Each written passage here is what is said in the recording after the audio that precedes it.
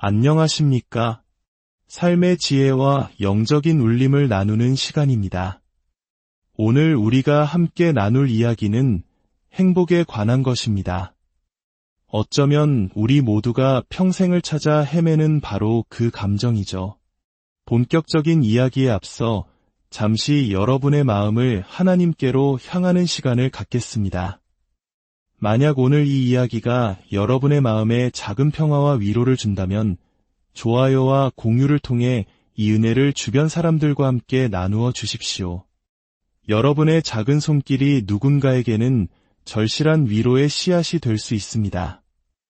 이 말씀을 듣고 나누는 모든 분들의 삶 위에 하나님의 크신 축복과 평안이 함께하기를 기도합니다.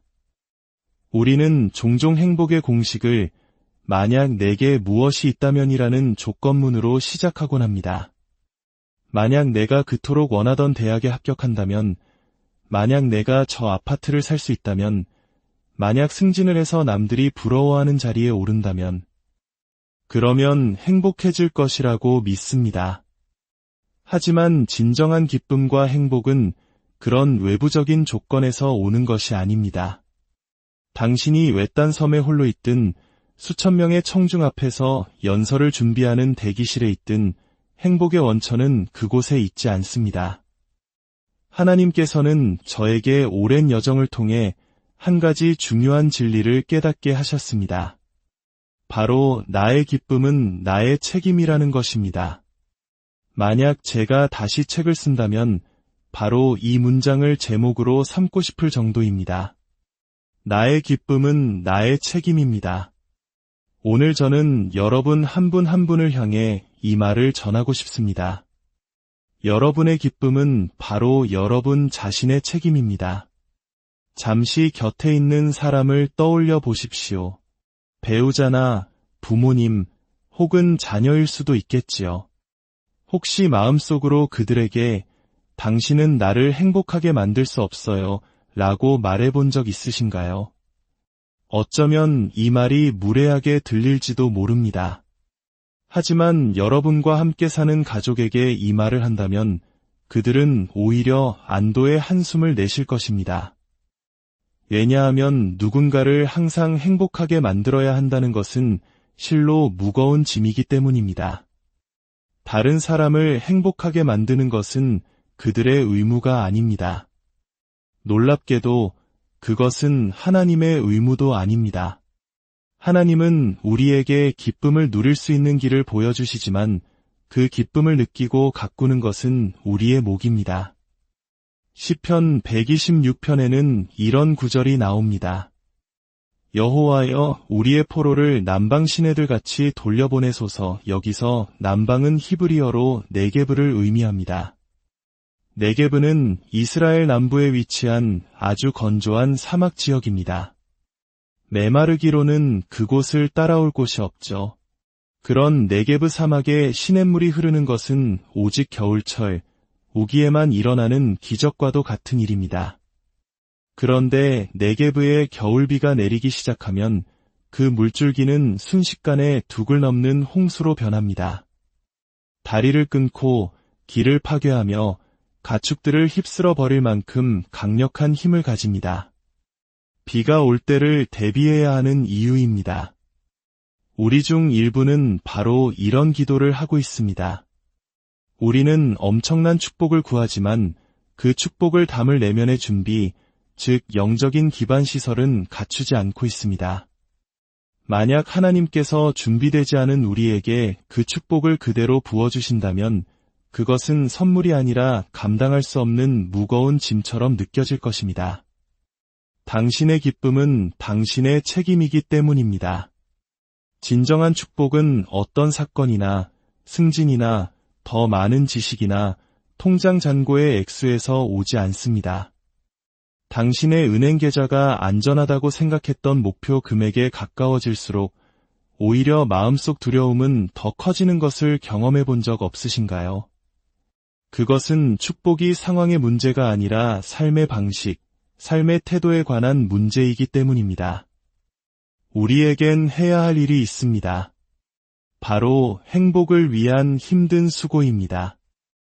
주님은 네게브 사막에 시냇물이 흐르게 하는 것과 같은 초자연적인 기적을 행하실 수 있습니다. 그래서 우리는 주님, 저의 기쁨을 회복시켜 주소서라고 기도해야 합니다. 하지만 시편 기자가 우리에게 무엇을 하라고 권면하는지 주목해 보십시오. 오랫동안 저는 이 일을 할 준비가 되어 있지 않았습니다. 저는 자기 연민이라는 것에 중독되어 있었기 때문입니다. 주님께서 제게 해주신 가장 강력한 말씀 중 하나는 이것이었습니다. 너는 너의 기분을 너의 주인으로 삼았구나. 성경에 나오는 이집트의 파라오를 기억하십니까? 하나님은 마치 이렇게 말씀하시는 것 같습니다. 너는 너의 감정을 너의 파라오로 삼았구나. 그 감정이 너에게 언제 가야 할지, 무엇을 할 수 있는지, 무슨 말을 해야 하는지를 지시하게 내버려 두었구나. 언제부터 우리의 감정이 하나님을 향한 순종을 지배하게 되었습니까? 시편 126편은 하나님께서 앞으로 행하실 일에 대한 그림일 뿐만 아니라 지금 이 순간에도 누군가의 기쁨을 회복하고 계시는 과정에 대한 묘사이기도 합니다. 하지만 그 과정은 우리가 기대하는 방식과는 다를 것입니다. 성경은 말합니다. 눈물을 흘리며 씨를 뿌리는 자는 기쁨으로 거두리로다. 이것이 무슨 뜻일까요? 우리는 행복에 대해 이야기하고 있었는데 왜 눈물이 등장하는 걸까요? 성경은 일시적인 쾌락이 아닌 지속되는 진정한 행복의 경지에 이르기 위해서는 반드시 이 과정이 필요하다고 말합니다. 만약 우리가 그저 기분이 좋아지고 싶었다면 교회에 오는 대신 달콤한 케이크 가게에 가는 편이 훨씬 빨랐을 겁니다. 설탕은 시편 126편보다 훨씬 빠르게 우리를 행복하게 만들어줄 수 있으니까요. 하지만 악한 영이 단 15초 만에 빼앗아갈 수 없는 그런 깊고 견고한 기쁨을 원한다면 우리는 반드시 행복을 위한 힘든 수고를 배워야 합니다. 그것이 바로 눈물로 씨를 뿌리는 것입니다. 이는 감정이 아니라 믿음이 우리 삶의 주인이 되어야 함을 의미합니다. 지금 당장은 그것이 가능할지조차 믿기 힘든 상황 속에서도 기대를 품고 씨앗을 심는 것입니다. 맡겨진 자리로 나아가고 주어진 과업을 수행하는 것입니다. 언젠가 곡을 쓸어 가야 할 일이 있었는데 정말 가고 싶지 않았습니다. 저는 입 밖으로 소리내어 말하기 시작했습니다. 내가 자리에 나타나면 좋은 일이 일어난다. 한번 따라 해보실까요? 내가 나타나면 좋은 일이 일어난다. 그리고 이렇게도 말해보십시오. 내가 잠만 자면 아무 일도 일어나지 않는다. 우리가 나타날 때 좋은 일이 일어납니다. 그런데도 당신은 왜 자신의 재능을 땅속에 숨겨두고 있습니까? 그것은 당신이 하나님께서 당신에게 주실 기쁨이 있다는 사실을 진정으로 믿지 않기 때문입니다. 마태복음 25장에 나오는 달란트 비유를 아실 겁니다.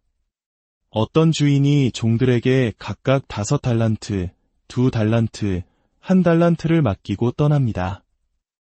5달란트를 받은 사람은 즉시 나아가 그것으로 장사하여 5달란트를 더 남겼습니다.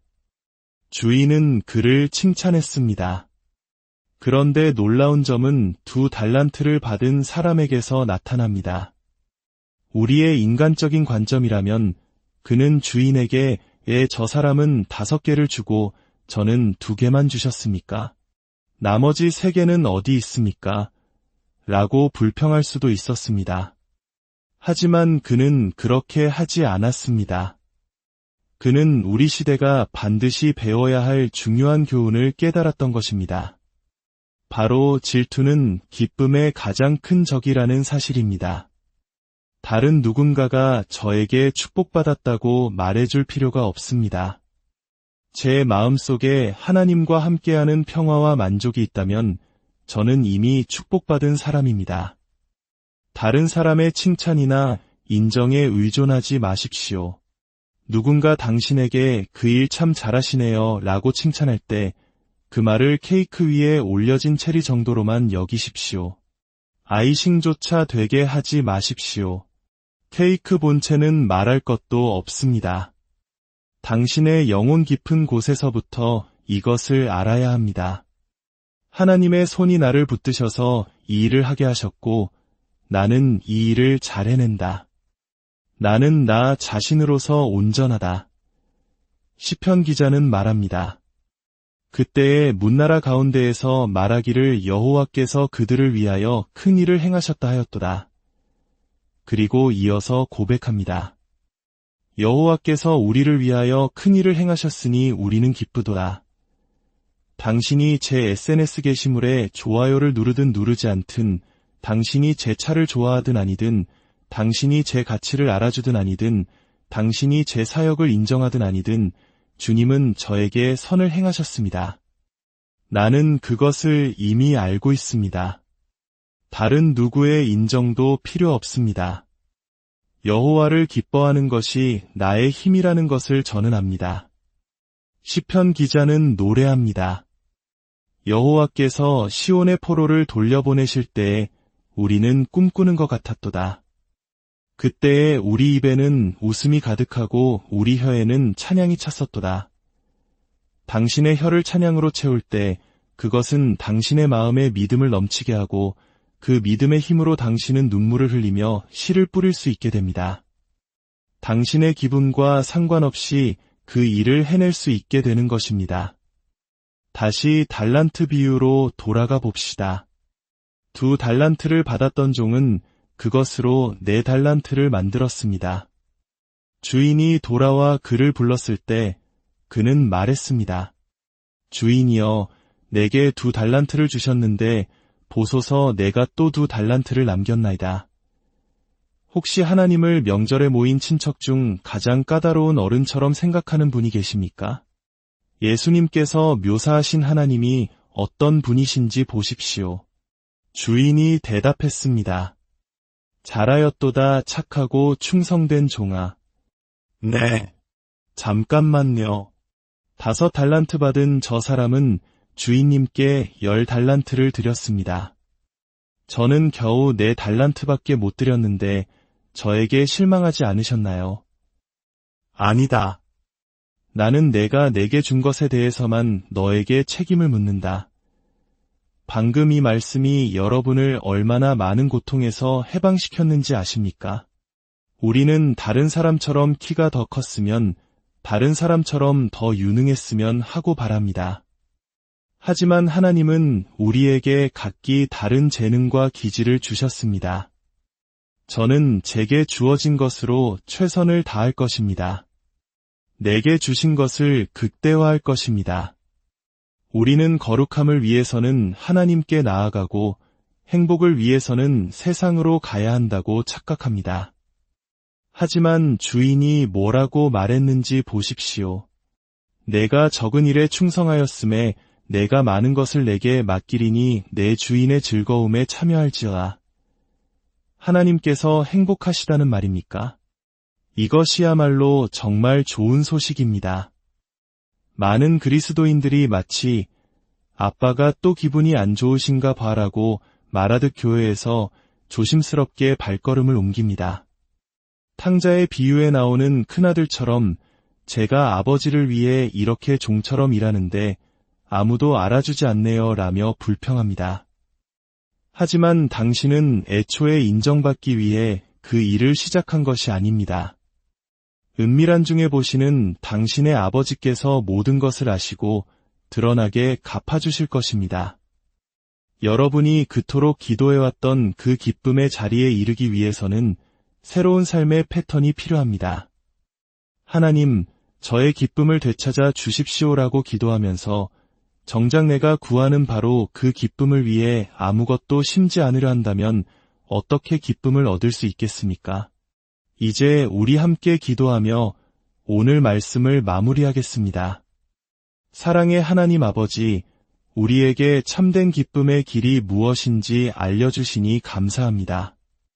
세상의 조건과 다른 사람의 인정 속에서 행복을 찾으려 했던 저희의 어리석음을 용서하여 주옵소서.